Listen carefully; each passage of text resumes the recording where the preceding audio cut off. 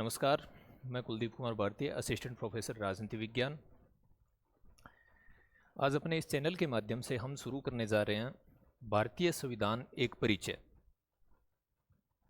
एक श्रृंखला शुरू कर रहे हैं भारतीय संविधान एक परिचय के नाम से, जिसका भाग एक यानी कि पहला सेगमेंट आज हम शुरू कर रहे हैं। उद्देश्य क्या है इसका? इसका उद्देश्य है भारतीय संविधान के सभी अनुच्छेदों से परिचित होना, भारतीय संविधान का एक व्यापक परिचय प्राप्त करना। मान लीजिए भारतीय संविधान के नाम से यदि पुस्तक हमारे हाथ में हो, एक पुस्तक के रूप में भारत का संविधान यदि हमारे हाथ में हो, तो उसमें प्रथम पेज से लेकर अंतिम पेज तक क्या क्या दिया गया, ये हम इसमें देखेंगे। सबसे पहले क्या दिया गया और क्या क्या चीज़ें इसमें शामिल है, इसमें भाग से क्या आशय, अध्यायों से क्या आशय, अनुसूचियों से क्या आशय, विभिन्न अनुच्छेदों का एक संक्षिप्त अर्थ भी हम इसमें देखते हुए चलेंगे। तो आज हम इसके प्रथम भाग के अंतर्गत प्रस्तावना और अनुच्छेद 1 से 18 तक का विश्लेषण करेंगे। यदि पुस्तक के रूप में भारतीय संविधान हमारे हाथ में हो, तो सबसे पहले हमें उसे खोलने पे दिखाई देगी प्रस्तावना। हम अध्ययन कर रहे हैं भारतीय संविधान की संपूर्ण विषय सूची का, प्रथम पेज से लेकर अंतिम पेज तक। इसमें हम एक विश्लेषणात्मक दृष्टिकोण रखेंगे। जो भाषा, अनुच्छेदों की जो भाषा बेयर एक्ट के अंदर प्रयुक्त की गई है, क्योंकि आजकल जो क्वेश्चंस हैं, चाहे छोटी भर्ती हो चाहे आरएस जैसी बड़ी भर्ती हो, सभी भर्तियों के अंदर क्वेश्चंस जो है वो ज़्यादातर बेयर एक्ट से उठाए जा रहे हैं। और बेयर एक्ट में सबसे महत्वपूर्ण रहती है अनुच्छेदों की भाषा। वहाँ पे किस शब्द का प्रयोग किया गया है वही उठा के वहाँ प्रयुक्त किया जाता है। तो उन अनुच्छेदों के उस शब्दों को और उन शब्दों का क्या अर्थ है उसको हम समेटते हुए चलेंगे। कुछ ऐसे आयाम हैं जो इसमें छूटेंगे। उसका कारण ये है कि यदि हम इन अनुच्छेदों को बहुत व्यापक दृष्टिकोण से अध्ययन करें तो ये वीडियो बहुत लंबे हो जाएंगे। अभी हमारा उद्देश्य है संविधान से परिचित होना। जो हमारे अनुच्छेद गड़बड़ होते हैं, कुछ चीज़ें हमारे कॉन्सेप्ट जो क्लियर नहीं रहते, उनको समेटते हुए चलना। जो चीज़ें रहेगी, जो कुछ विश्लेषण रहेगा, उसे मैं अपने YouTube चैनल के माध्यम से, शॉर्ट्स के माध्यम से, या कुछ ऐसे विशेष दृष्टिकोण है जैसे विधि के संबंध में वीडियो पहले डाला गया था, वैसे स्पष्ट हम करते रहेंगे। तो आज इसमें शुरू करते हैं। मान लीजिए भारतीय संविधान की पुस्तक हमारे हाथ में है, तो सबसे पहले उसमें क्या मिलेगा हमें? सबसे पहले मिलेगी प्रस्तावना।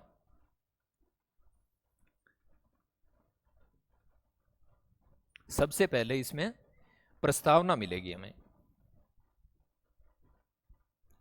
प्रस्तावना या उद्देशिका, प्रिएम्बल जिसको इंग्लिश में कहा गया है। इसके संबंध में क्या क्या बातें महत्वपूर्ण है, प्रस्तावना क्या है,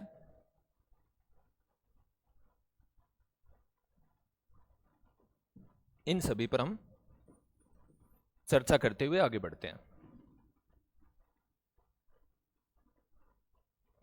सबसे पहली बात, संविधान एक पुस्तक के रूप में यदि हमारे हाथ में हो तो खोलते ही दिखाई देती है प्रस्तावना। पहली बात यहीं से शुरू होती है कि क्या प्रस्तावना संविधान का भाग है? प्रस्तावना को क्या संविधान का अंग माना जाए? कई बार ये क्वेश्चंस भी आते हैं एग्जाम में कि प्रस्तावना संविधान का अंग है या नहीं है। तो पूर्णतः स्पष्ट कर लें, प्रस्तावना संविधान का भाग है। क्यों है? दो कारण, पहला और दूसरा। पहला कारण, संविधान सभा की जब बैठक हुई थी या चल रही थी, संविधान सभा के अधिवेशन जब चल रहे थे, तो 17 अक्टूबर 1949 संविधान सभा का 10वां अधिवेशन, 17 अक्टूबर 1949 की तिथि, संविधान सभा का 10वां अधिवेशन। इससे पहले व्यापक विचार विमर्श किया गया इस प्रस्तावना पर। व्यापक विचार विमर्श के बाद में इस तिथि को संपूर्ण संविधान सभा के समक्ष इसे रखा गया। व्यापक वाद विवाद के बाद में 17 अक्टूबर 1949 को संविधान सभा की यदि हम जो कार्य उल्लेख है उसको उठाएं तो उस तिथि को लिखा हुआ मिलेगा कि इस दिन संविधान सभा के समक्ष प्रस्तावना को संविधान का अंग स्वीकार किया गया। तो पहला तो ये कारण है। दूसरा, संविधान क्या है? एक तो संविधान में जो चीज़ें लिखी गई है, संविधान सभा के क्या उद्देश्य थे, और उसके बाद में सुप्रीम कोर्ट के जो निर्वचन है, व्याख्या है, वह भी संविधान का अंग ही मानी जाती है। तो सुप्रीम कोर्ट ने क्या व्याख्या दी? केशवानंद भारतीवाद।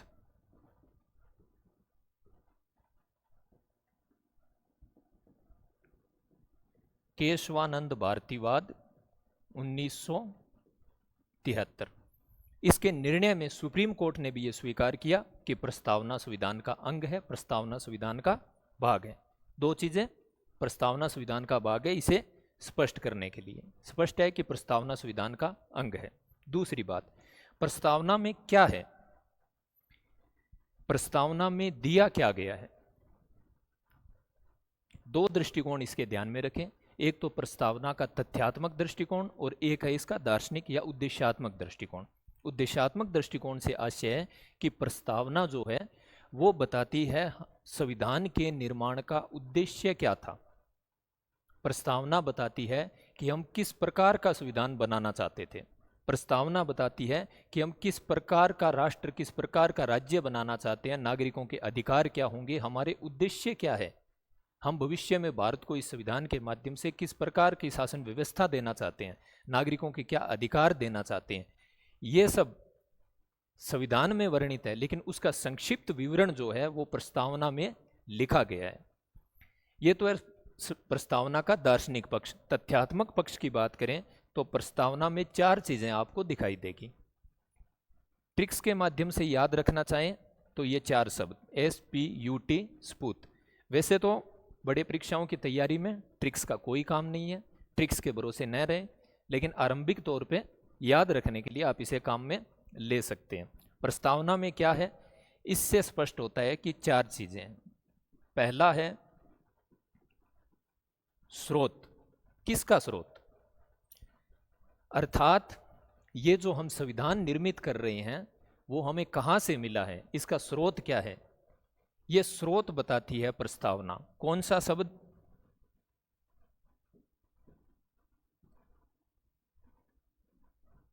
हम भारत के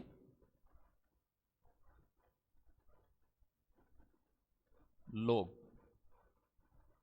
यह शब्द स्पष्ट करता है संविधान एवं प्रस्तावना के स्रोत को। प्रस्तावना में क्या है? चार चीजें हैं। पहली चीज स्रोत।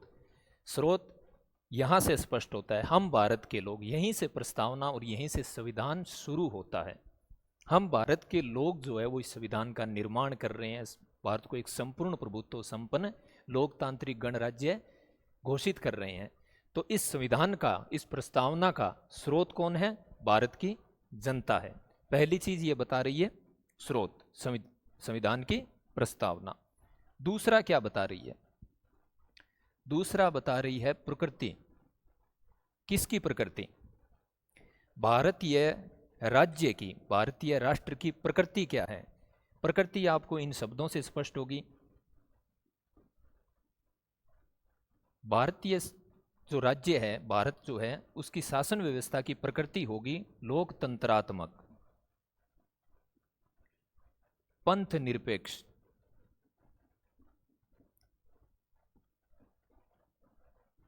समाजवादी,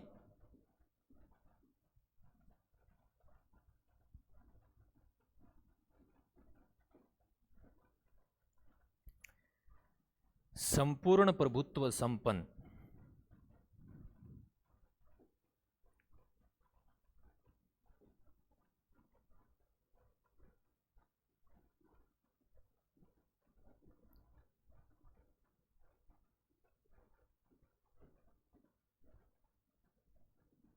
और गणराज्य। ये हमारे संविधान राज्य की, राष्ट्र की शासन व्यवस्था की प्रकृति है, जो हमें प्रस्तावना बता रही है दूसरे पॉइंट के रूप में। हमारा जो राज्य है, भारत जो है, वो लोकतंत्रात्मक होगा, पंथ निरपेक्ष होगा, समाजवादी होगा, संपूर्ण प्रभुत्व संपन्न होगा और वह एक गणराज्य होगा। यहां से स्पष्ट करती है प्रकृति।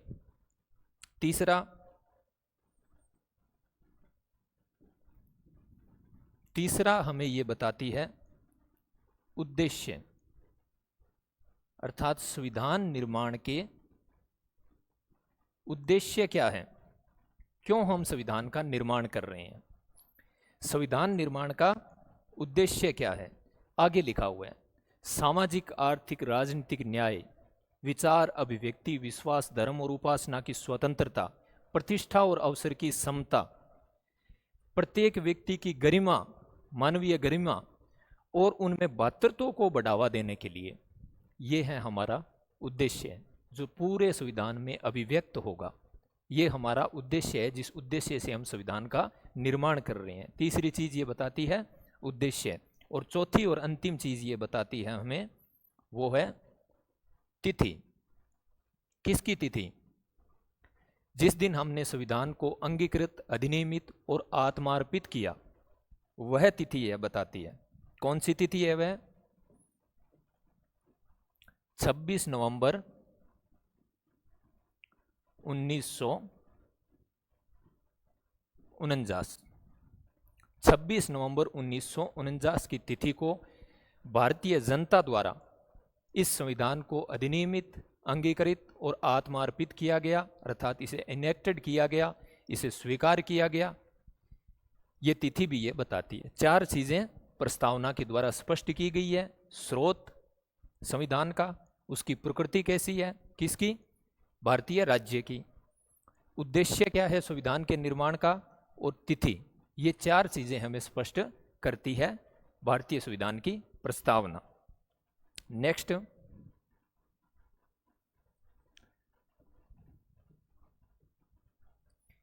इसके अलावा प्रस्तावना में तत्व है।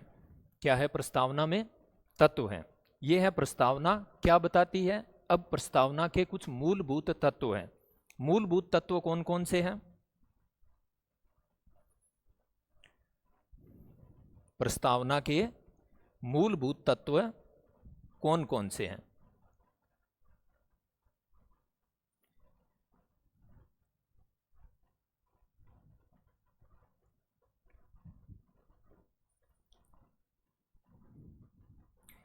इसके लिए भी एक शॉर्ट ट्रिक है। वही बात, ट्रिकों पर आश्रित मत रहें, एक बार याद रखने के लिए ध्यान में कर सकते हैं। प्रस्तावना के तत्व के लिए चार शब्द, यही क्रम है। कई बार एग्जाम्स में ये पूछा जाता है, इन तत्वों को असमायोजित क्रम में रख दिया जाता है और आपसे पूछा जाता है कि इसका सही क्रम क्या है। तो वैसे भी याद रखना है और वैसे भी महत्वपूर्ण है, इसका दार्शनिक पक्ष भी महत्वपूर्ण है। प्रस्तावना के चार तत्व कौन कौन से? पहला तत्व है न्याय, दूसरा स्वतंत्रता, तीसरा तत्व समता, और चौथा बंधुता या बंधुत्व। ये चार तत्व है प्रस्तावना के। न्याय कितने प्रकार के? सामाजिक, आर्थिक और राजनीतिक न्याय। तीन प्रकार के न्याय का उद्देश्य है हमारा, तीन प्रकार के न्याय हम प्राप्त करना चाहते हैं। सामाजिक, आर्थिक और राजनीतिक न्याय। दूसरा स्वतंत्रता। कौन सी स्वतंत्रता? विचार, अभिव्यक्ति, विश्वास, धर्म और उपासना की स्वतंत्रता की यहां बात की गई है, दूसरा तत्व। तीसरा समता। किसकी समता? प्रतिष्ठा और अवसर की समता। और बंधुत्व। कौन सा बंधुत्व? प्रत्येक व्यक्ति की गरिमा को बनाए रखने वाला, राष्ट्र की एकता और अखंडता को सुनिश्चित करने वाला बंधुत्व। ये इस प्रस्तावना के चार मूलभूत तत्व हैं जो पूरे संविधान में अभिव्यक्त होंगे। पूरे संविधान में न्याय की बात की हुई मिलेगी, नीति निर्देशक तत्वों के माध्यम से स्वतंत्रता की बात मिलेगी, मूल अधिकारों के माध्यम से समता की बात मिलेगी, अधिकारों और नीति निर्देशक तत्वों के माध्यम से बंधुत्व की बात मिलेगी, अखंडता की बात मिलेगी। अनुच्छेद 1 से 4 तक संघ राज्य संबंधों में सब जगह मूल कर्तव्यों में बात की जाएगी बंधुत्व की। ये जो तत्व है पूरे संविधान में बिखरे हुए हैं, हर जगह दिखाई देते हैं।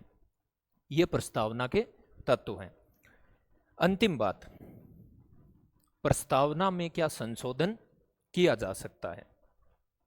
प्रस्तावना में संशोधन किया जा सकता है क्या? निश्चित तौर पे प्रस्तावना में संशोधन किया जा सकता है। अब तक केवल एक बार संशोधन हुआ है। कब किया गया? 42वां संविधान संशोधन 1976 द्वारा। दो बातें, प्रस्तावना में संशोधन किया जा सकता है, बिल्कुल किया जा सकता है। अब तक कितनी बार हुआ है? केवल एक बार। कब? 42वां संविधान संशोधन 1976 के द्वारा। क्या जोड़ा गया? प्रस्तावना में 3 शब्द जोड़े गए। प्रस्तावना में 3 शब्द जोड़े गए। पहला समाजवादी, पहला शब्द जोड़ा गया समाजवादी।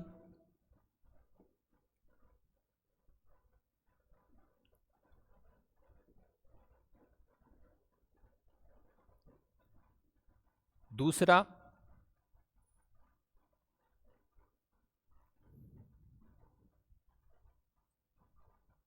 पंथ निरपेक्षता।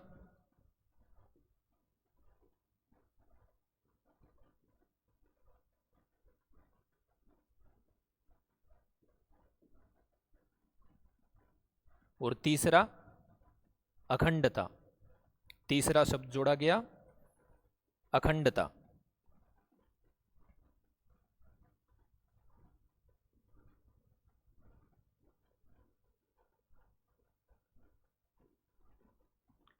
ये 3 शब्द 42वें संविधान संशोधन के माध्यम से संविधान की प्रस्तावना में जोड़े गए।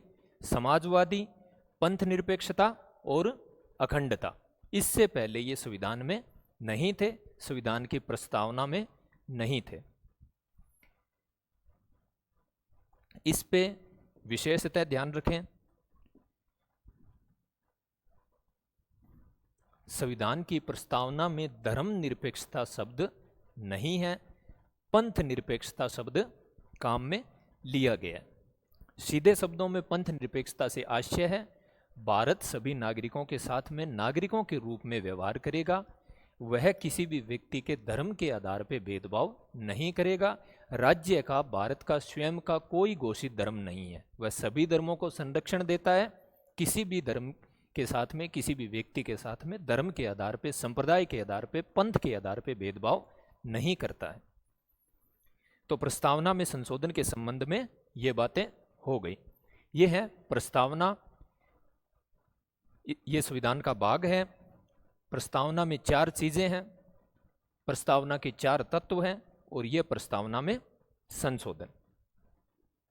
प्रस्तावना के इन तत्वों पर व्यापक विमर्श किया जा सकता है आरएस मुख्य परीक्षा की दृष्टि से और इंटरव्यू की दृष्टि से। वो प्रयास रहेगा कि YouTube के चैनल के माध्यम से, शॉर्ट्स के माध्यम से आप सभी के साथ में समय समय पर साझा किए जाते रहें।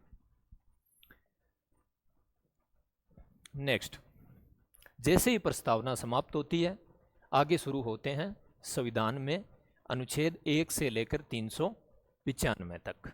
प्रस्तावना के ठीक समाप्त होने पे शुरू होते हैं अनुच्छेद 1 से लेकर 395 तक, कुल अनुच्छेद 395।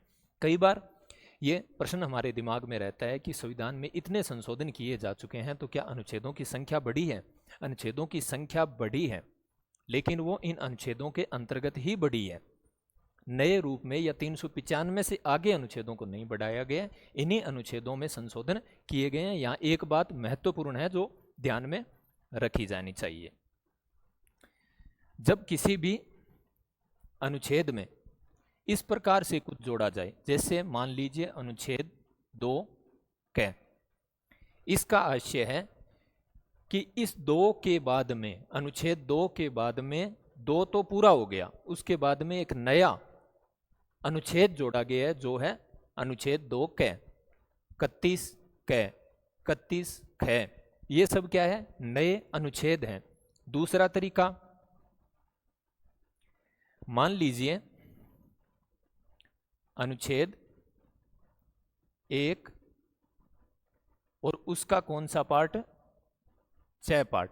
अगर ये ब्रैकेट में हो तो इसका आशय ये अनुच्छेद 19 का ही अंग है, ये अनुच्छेद 19 का ही अंग है। ये एक नया अनुच्छेद जोड़ा गया अनुच्छेद 2 के बाद में। अगर ये 2 का ब्रैकेट में रहता तो इसका आशय रहता कि ये अनुच्छेद 2 का ही अंग है, अनुच्छेद 2 में ही कुछ प्रतिस्थापित करके जोड़ा गया है।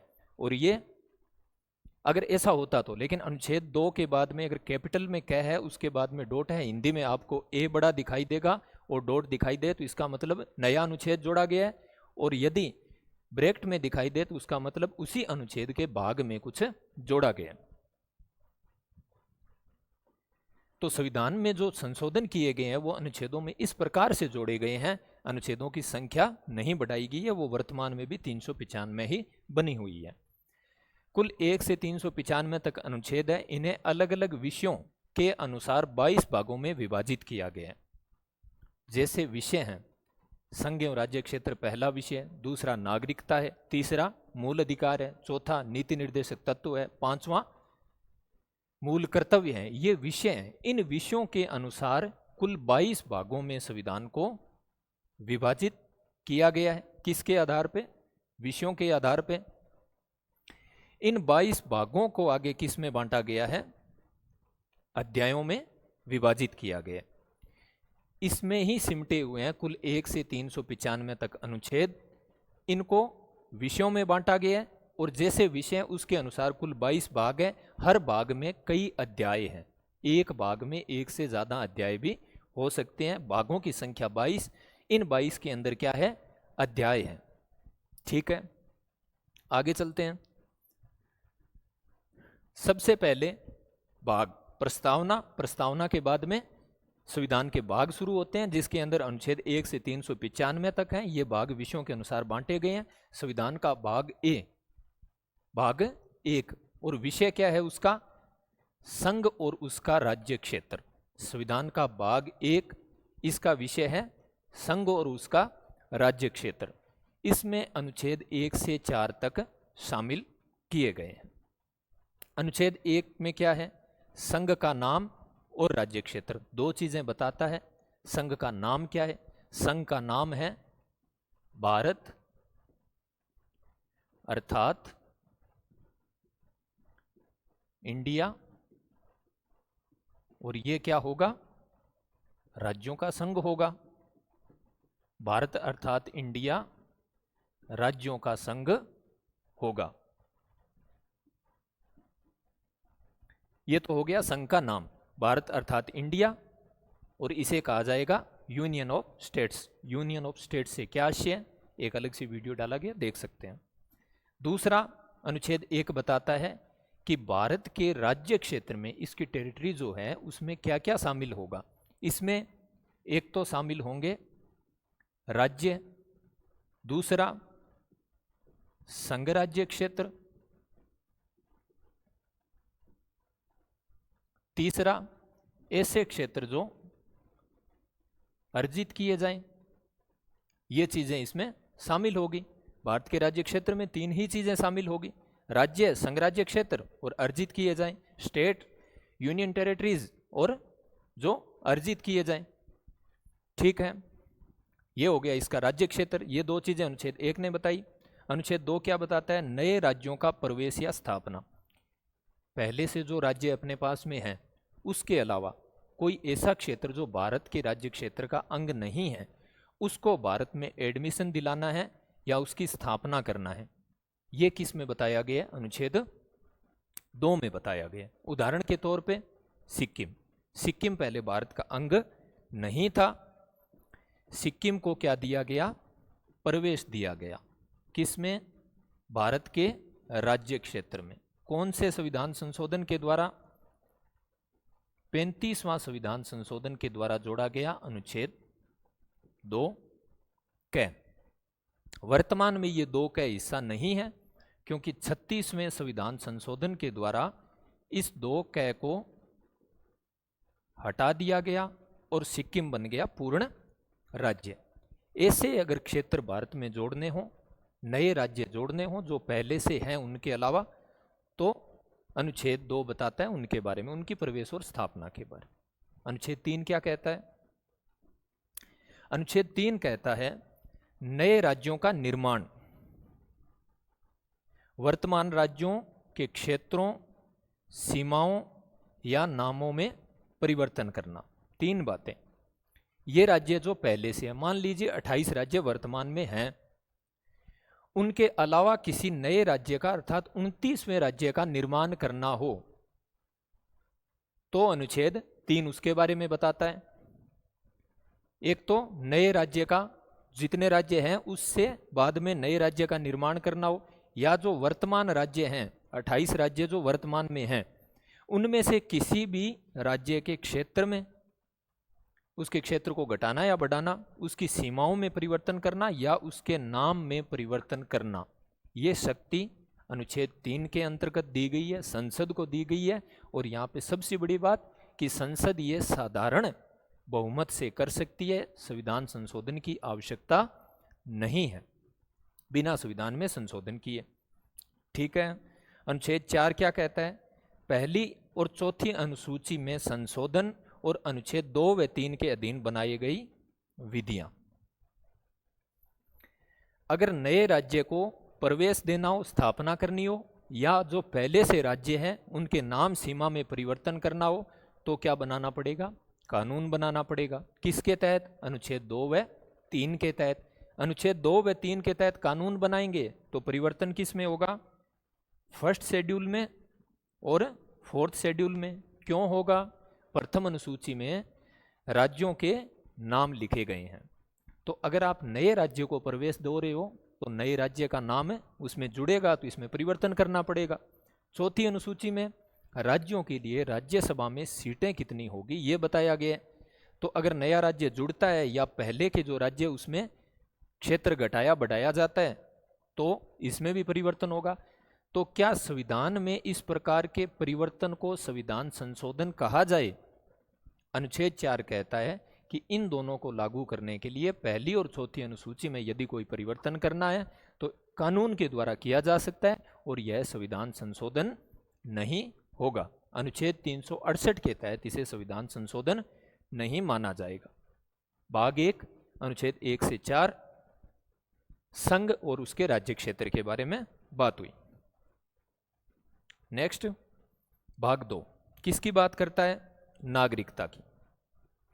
प्रस्तावना, हम संविधान क्यों बना रहे हैं, उद्देश्य क्या है हमारा, इस संविधान के माध्यम से हम कैसा शासन चाहते हैं, बात हो गई। भाग 1 प्रस्तावना से आगे बढ़ते ही भारत है क्या, उसमें क्या क्या शामिल है, भारत के राज्य क्षेत्र में परिवर्तन कैसे किया जा सकता है, भाग 1 ने बता दिया। अब राज्य क्षेत्र भी हो गया, उद्देश्य भी हो गए।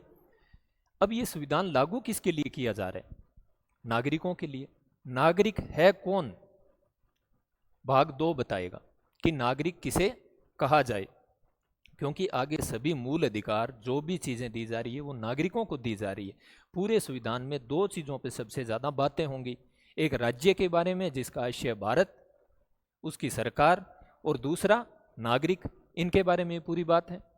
तो नागरिक कौन है? नागरिकता के बारे में सारी बातें अनुच्छेद 5 से 11 तक बताई गई है। इस 5 से 11 वाले पार्ट में क्वेश्चन सबसे कम आ रहे हैं। हालांकि नागरिकता संशोधन अधिनियम के बाद में ये चर्चा में आया, तो इसके सभी अनुच्छेदों पर व्यापक चर्चा न करते हुए एक अनुच्छेद जो महत्वपूर्ण है उस पर देख लें कि संविधान का प्रारंभ अर्थात 26 नवंबर 1949 को जिस दिन ये संविधान स्वीकार किया गया उस दिन नागरिक कौन होगा भारत का, संविधान के प्रारंभ पर नागरिक कौन होगा। 4 आधार, 3 आधार, 3 आधार जिससे किसी भी व्यक्ति को हम नागरिक कह सकते हैं। कब? जिस दिन संविधान स्वीकार किया गया उस दिन से। कौन कौन से? यह अनुच्छेद कहता है कि संविधान के प्रारंभ होने के दिन कोई भी व्यक्ति जो भारत में निवास कर रहा है और इन 3 शर्तों को पूरी कर ले भारत का नागरिक होगा। पहली शर्त, उसका जन्म भारत में हुआ था, क्योंकि प्रारंभ के दिन से पहले की बात है, प्रारंभ के दिन से पूर्व अगर उसका जन्म भारत में हुआ हो और वह भारत में निवास कर रहा है, भारत का नागरिक हो गया। दूसरी शर्त, उसके माता या पिता, दोनों नहीं, माता या पिता में से किसी एक का जन्म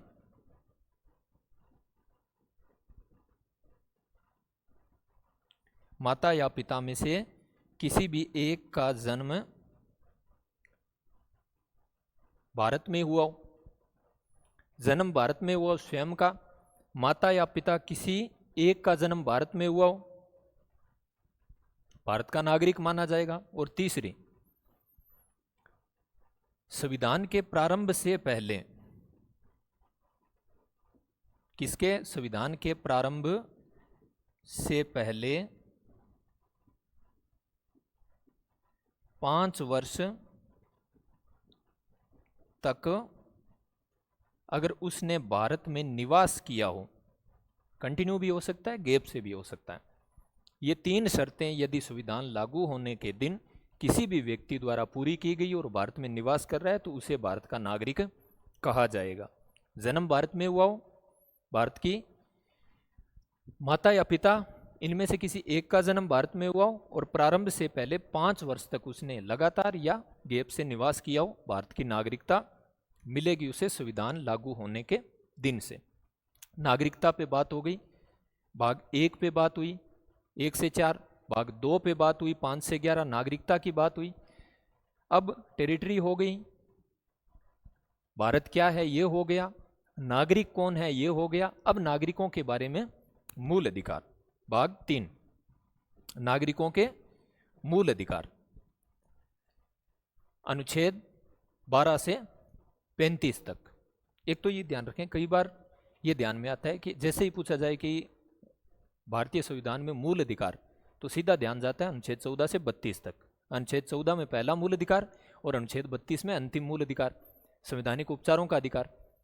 लेकिन मूल अधिकार अनुच्छेद 12 से 35 तक हैं और सभी बातें महत्वपूर्ण है, यहाँ तक कि अनुच्छेद 13 के बिना मूल अधिकारों का कोई महत्व ही नहीं रह जाता। तो अनुच्छेद 12 से 35 तक है मूल अधिकार और सभी महत्वपूर्ण हैं। संक्षिप्त चर्चा करते हुए आगे बढ़ते हैं। अनुच्छेद 12 परिभाषित करता है किसको, राज्य को। मूल अधिकार 2 चीजों के विरुद्ध है, किसके, एक तो व्यक्ति के विरुद्ध, अर्थात एक नागरिक के अन्य नागरिक द्वारा यदि अधिकारों का हनन किया जाए तो, दूसरा यदि राज्य द्वारा व्यक्ति के अधिकारों का हनन किया जाए।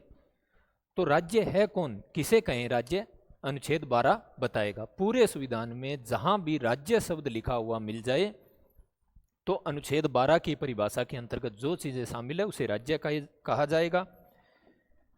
बड़ी स्पष्ट परिभाषा है, 4 बातें। पहला,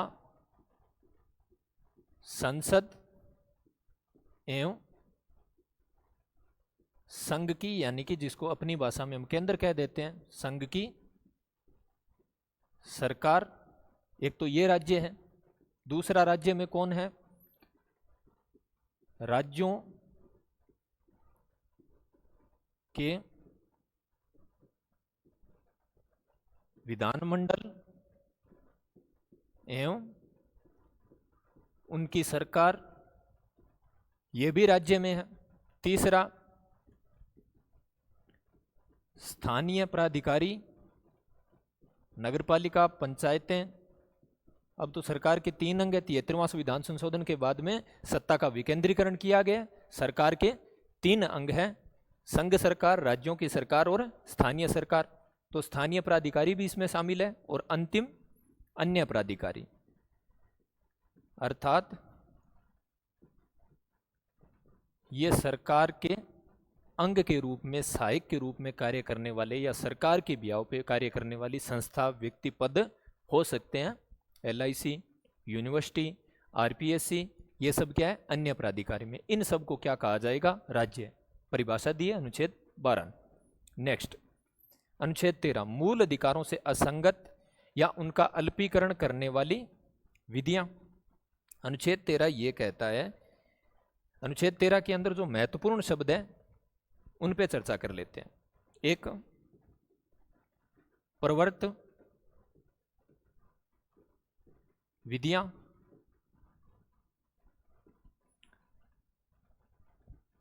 एक भावी विधियां, और एक शब्द है महत्वपूर्ण, उल्लंघन की मात्रा तक शून्य। ये 3 शब्दों के आसपास पूरी बात सिमटी हुई है। अनुच्छेद 13 कहता है कि कोई भी कानून प्रवर्त से आशय है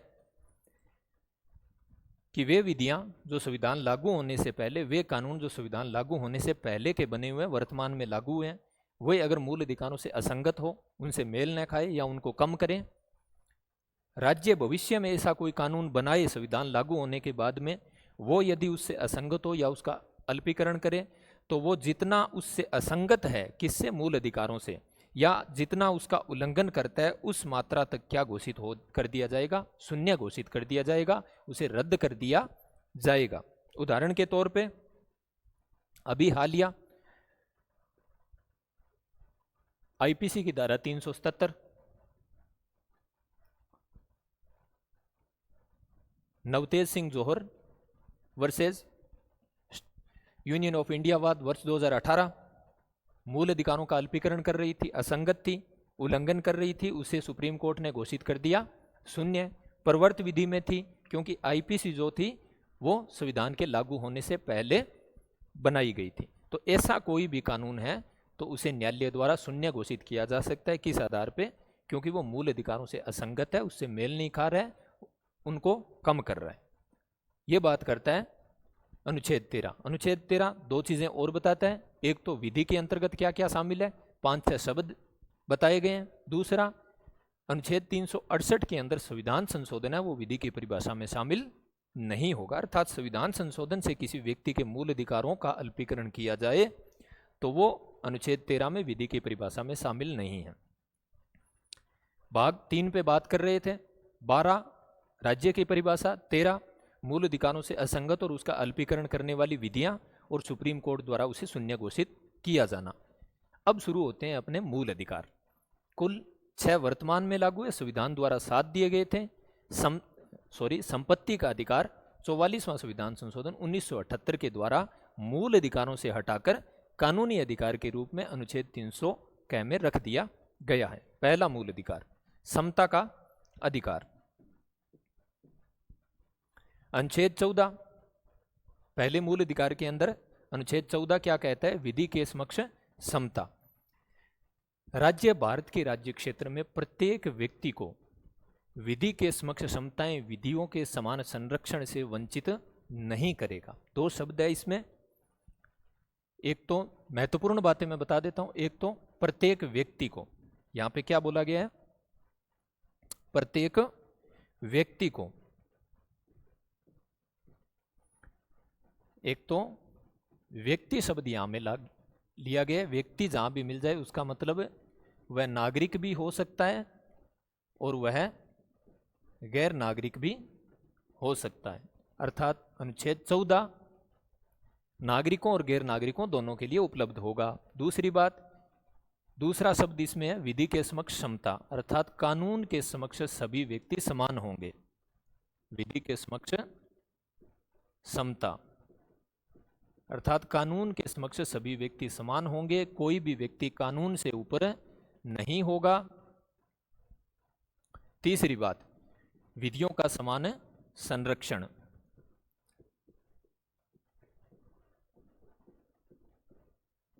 इसका सीधा सा आशय है कि समान परिस्थितियां यदि हो, परिस्थितियां यदि समान हो सभी लोगों को, तो उनके लिए समान प्रकार के कानून लागू होंगे। यदि परिस्थितियां असमान है तो राज्य जो है वो वर्गीकरण कर सकता है, भेदभाव कर सकता है। दोनों का उद्देश्य है न्याय। नागरिकों को क्या मिले? न्याय मिले। न्याय कब मिलेगा? जब कानून का शासन होगा। जिस व्यक्ति के पास में कम संसाधन है उसको राज्य कुछ दे सकता है, उद्देश्य क्या है? न्याय करना। उसे भेदभाव नहीं कह सकते, बिना मर्जी का मनमाना भेदभाव नहीं करेगा, क्योंकि कानून के समक्ष सभी व्यक्ति समान है, व्यक्ति नागरिक और गैर नागरिक दोनों। अनुच्छेद 14 ये कहता है।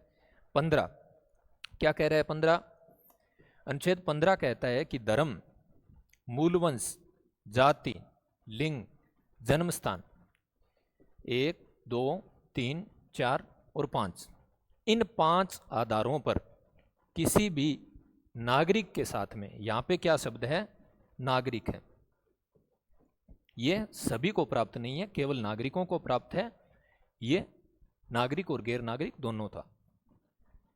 तो किसी भी व्यक्ति के साथ में राज्य द्वारा धर्म के आधार पे, मूल वंश के आधार पे, जाति के आधार पे, लिंग के आधार पे, जन्म स्थान के आधार पे कोई भेदभाव नहीं किया जाएगा नागरिक के साथ में। आगे ये अनुच्छेद कहता है कि जो सार्वजनिक स्थान है, कुआं है, बावड़ी है, या सार्वजनिक संस्थाएं जो है, जो राज्य द्वारा निर्मित की गई है, राज्य द्वारा जिनको वित्तीय सहायता दी जाती है, उनमें भी किसी आधार पे, इन आधारों पे किसी भी व्यक्ति के साथ में भेदभाव नहीं किया जाएगा, वहां प्रत्येक व्यक्ति का अधिकार होगा। 15(3) आगे बढ़ते हुए कहता है कि राज्य जो है वो एक तो किसके लिए, महिलाओं के लिए, 15(3) कहता है कि एक तो स्त्रियों के लिए और एक बालकों के लिए, इनके लिए विशेष उपबंध कर सकता है भाई,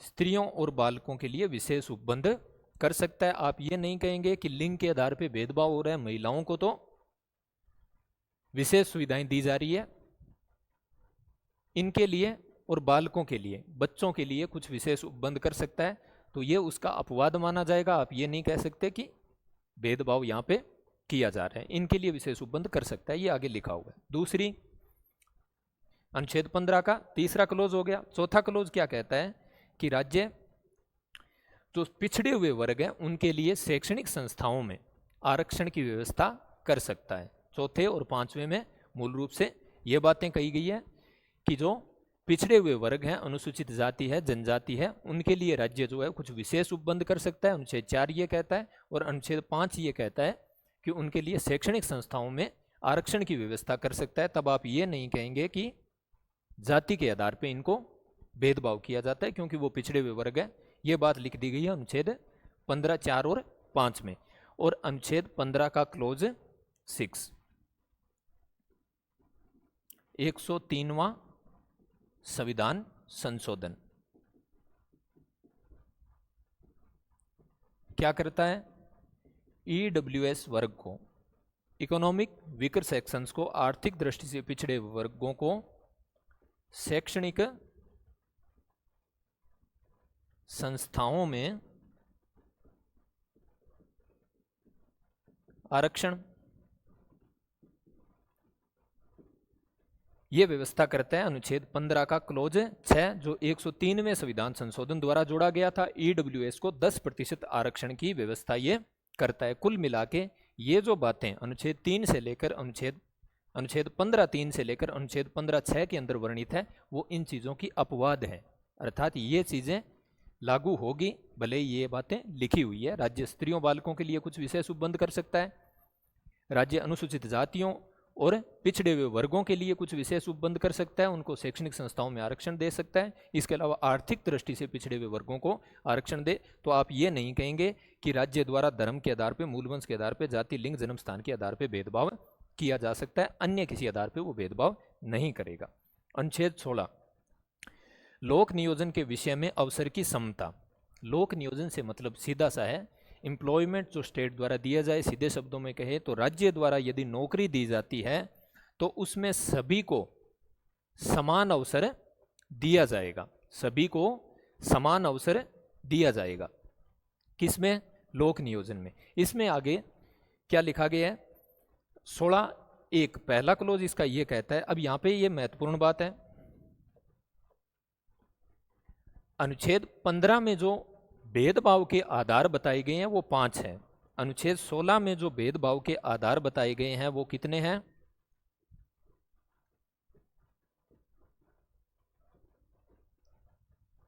7 हैं भाई। अंतर किस में आ गया? एक तो उद्भव में और एक निवास में। अनुच्छेद 16 अर्थात राज्य द्वारा यदि नौकरी उपलब्ध करवाई जाए, राज्य द्वारा यदि काम दिया जाता है, रोजगार दिया जाता है, किसमें? राज्य के अंतर्गत जो रोजगार है, तो उसमें इन 7 आधारों पे राज्य कभी भी भेदभाव नहीं करेगा। सभी को समान अवसर मिलेंगी। दो चीजें नई जुड़ गई, एक तो उद्भव और एक निवास। इसमें सिर्फ 5 चीजें थी, लेकिन अवसर की समता के दौरान 7 चीजें जोड़ी गई है। यह बताया गया अनुच्छेद 16 में। नेक्स्ट, इसी में आगे लिखा गया है कि राज्य जो है वो एक तो इकोनॉमिक वीकर सेक्शंस जो है, या फिर ऐसे वर्ग जिनकी राज्य की सेवाओं में स्थिति कमजोर है, राज्य के अंतर्गत जो सर्विसेज हैं, राज्य के अंदर जो नौकरियां हैं, उनके अंदर उनका प्रतिशत बहुत ही कम है, तो राज्य उन वर्गों के लिए कुछ विशेष उपबंध कर सकता है। तब आप ये नहीं कहेंगे कि भेदभाव इन आधारों पे किया जा रहा है। अगर कुछ ऐसे वर्ग हैं, उन वर्गों को अब जातियों के आधार पर विभाजित कर दिया गया। संविधान ने यह लिखा है कि यदि कुछ ऐसे वर्ग हैं, कुछ ऐसे पिछड़े हुए वर्ग हैं जिनको राज्य की राय में यह मानना है कि सरकारी नौकरियों के अंदर, लोक नियोजन के अंदर उनका प्रतिशत बहुत ही कम है, तो राज्य उनको कुछ विशेष उपबंध दे सकता है। इसी के तहत आगे ये लिखा गया है कि राज्य अपने पिछड़े हुए वर्गों के लिए, अनुसूचित जाति के लिए और जनजाति के लिए, इनके लिए कुछ सीटें जो है वो आरक्षित कर सकता है। अनुच्छेद 16(4) ये कहता है। ध्यान रखें, यदि बात की जाए आरक्षण की, और कौन से आरक्षण, नौकरियों में आरक्षण की, तो वो कहाँ लिखा हुआ है? अनुच्छेद 16(4). ये किसके लिए आरक्षण की बात करता है? SC, ST और OBC वर्ग के लिए। अनुच्छेद 16(4) ये कहता है कि SC, ST, OBC वर्ग को आरक्षण दिया जा सकता है, तब इनका उल्लंघन नहीं माना जाएगा यदि राज्य को यह लगता है कि इन वर्गों का राज्य की नौकरियों के अंदर नियुक्ति में प्रतिशत कम है। 16(5) से महत्वपूर्ण है 16(6). इसमें किसके बारे में बात हो रही है? EWS के बारे में। 16(6) बात करता है किसकी? EWS की। कब जोड़ा गया? 103वें संविधान संशोधन के द्वारा। अनुच्छेद 16(6) ये कहता है कि आर्थिक दृष्टि से जो पिछड़े हुए वर्ग हैं उनको राज्य द्वारा अलग से 10% आरक्षण दिया जाएगा। ये 16(6) कहता है। तो फिर 15(6) क्या कह रहा था? 15(6) कह रहा था उनको शैक्षणिक संस्थाओं में आरक्षण की बात कर रहा था। ये किस में बात कर रहा है? ये नौकरियों में आरक्षण की बात कर रहा है। 16(4) SC, ST, OBC के लिए नौकरियों में आरक्षण की बात कर रहा है। एक बात ध्यान रखें कि जो आरक्षण की बात है वो कई जगह हमें मिलेगी। एक तो अनुच्छेद 15 में शैक्षणिक संस्थाओं में, 16 में नौकरियों में आरक्षण, उसके बाद में अनुच्छेद 330 से लेकर 334 तक लोकसभा और राज्य की विधानसभाओं में आरक्षण, अनुसूचित जाति, जनजाति और आंग्ल भारतीयों वाला हटा दिया गया है वो। और उसके बाद में आरक्षण की बात कहाँ होगी? पंचायती राज में जाके आरक्षण की बात होगी। तो ये अलग अलग आरक्षण है। ये शैक्षणिक संस्थाओं का आरक्षण है और ये नौकरियों का आरक्षण है। इनमें यह कहा गया है, 15 कहते हैं कि धर्म, मूलवंश, जाति, लिंग, जन्म स्थान के आधार पर भेदभाव नहीं किया जाएगा राज्य द्वारा, लेकिन ये उसके अपवाद हैं। 16 कहता है कि जब नौकरियां दी जाएगी राज्य द्वारा तो इनके आधार पर भेदभाव नहीं किया जाएगा, लेकिन ये उसके अपवाद हैं। इन आधारों पर भेदभाव कर सकता है राज्य। नेक्स्ट, अनुच्छेद 17 अस्पृश्यता का अंत करता है। अनुच्छेद 17 अनटचेबिलिटी। अस्पृश्यता से सीधा मतलब कि किसी भी व्यक्ति को छूना गलत माना जाता है, या उसे ये कहा जाए कि छूने से ये हो गया, वो हो गया, या जैसे सार्वजनिक स्थान है तो वहाँ पे किसी व्यक्ति ने कुछ छू लिया तो ये उनको अलग किया जाना, ये सब क्या माना जाएगा?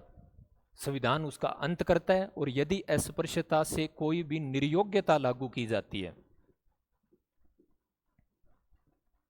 अस्पृश्यता से कोई भी निर्योग्यता लागू की जाती है तो वह क्या हो जाएगा? अपराध माना जाएगा। अर्थात ये कहा जाए कि कोई व्यक्ति अस्पृश्य है, उससे छूना गलत माना जाता है, और उसके कारण से किसी भी व्यक्ति को यह कह दिया जाए कि उसे राज्य की संस्थाओं से, वोट से, किसी भी चीज़ से जो राज्य द्वारा प्रदान की जा रही है उसके लिए उसको अस्पृश्यता के आधार पर यदि निर्योग्य ठहराया जाए तो ये क्या माना जाएगा? अपराध माना जाएगा। अस्पृश्यता को संविधान का अनुच्छेद 17 पूर्णतः अंत करता है उसे शून्य घोषित करता है। इसके बाद में अस्पृश्यता संवैधानिक आधार पर लागू नहीं रहेगी। अनुच्छेद 17 लागू है किससे? अस्पृश्यता के संबंध में। अनुच्छेद 18 किससे जुड़ा हुआ है? अनुच्छेद 18 बात करता है उपाधियों के अंत की।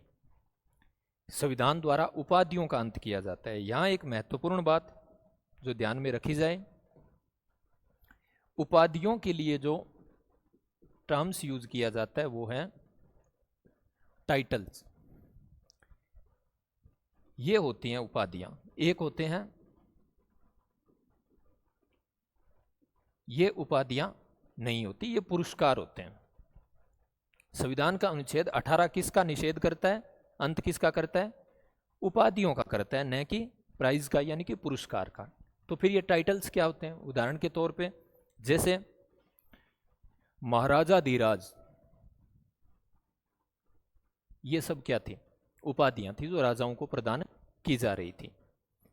इनका संविधान अब क्या कर रहा है? निषेध कर रहा है, इनका अंत कर रहा है। अब ये लागू नहीं होगी, किसी को भी प्रदान नहीं की जाएगी। ब्रिटिश काल में भी बहुत सी उपाधियां प्रदान की जाती थी, संविधान लागू होने के बाद में निषेध कर दिया गया इनका। इसके संबंध में आपको 3 बातें याद रखनी है। पहला, राज्य। राज्य किसी भी नागरिक को कोई उपाधि प्रदान नहीं करेगा सिवाय किसके? सिवाय या तो विद्या के क्षेत्र में यानी कि एकेडमिक क्षेत्र में या सेना में, यहां उपाधियां प्रदान की जा सकती है। राज्य सिवाय विद्या या सेना के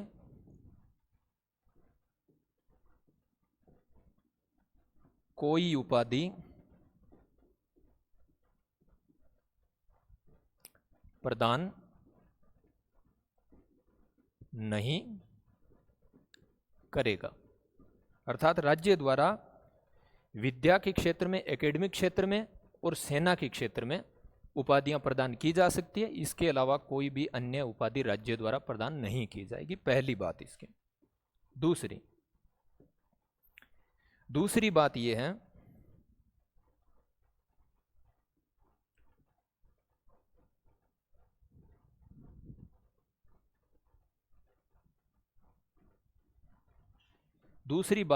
लागू होती है किस पे? नागरिक पे। पहली बात राज्य पे लागू थी, दूसरी बात नागरिक पे। नागरिक कोई उपाधि, ये किसी विदेशी राज्य से भी हो सकती है, स्वीकार नहीं करेगा। अर्थात भारत के नागरिक द्वारा किसी भी विदेशी राज्य से कोई उपाधि स्वीकार नहीं की जाएगी। पहली बात किस पे लागू की गई? राज्य पे। राज्य सिवाय विद्या या सेना के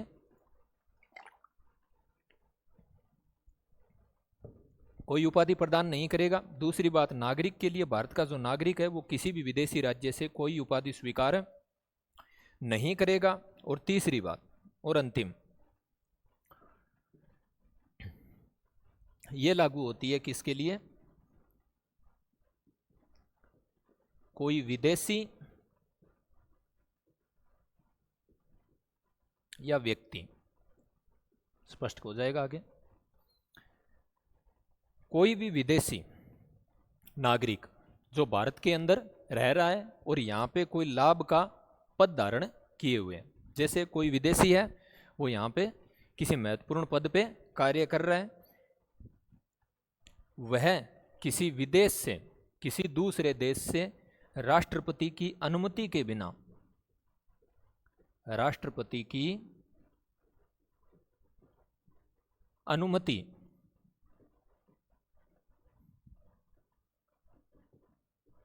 के बिना,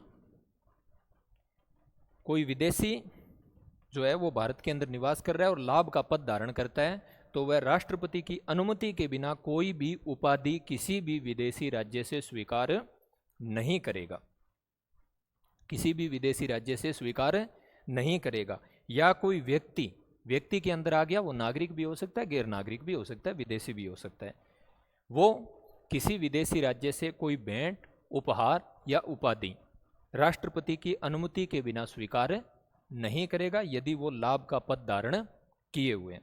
3 बातें अनुमति के बिना स्वीकार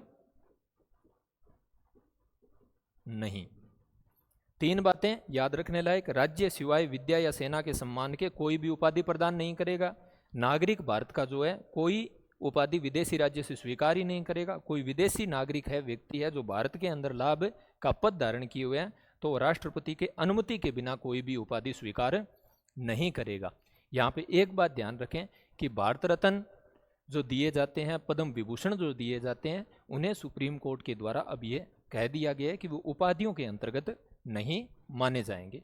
ये सर्वोच्च न्यायालय का, माननीय सर्वोच्च न्यायालय का निर्णय है।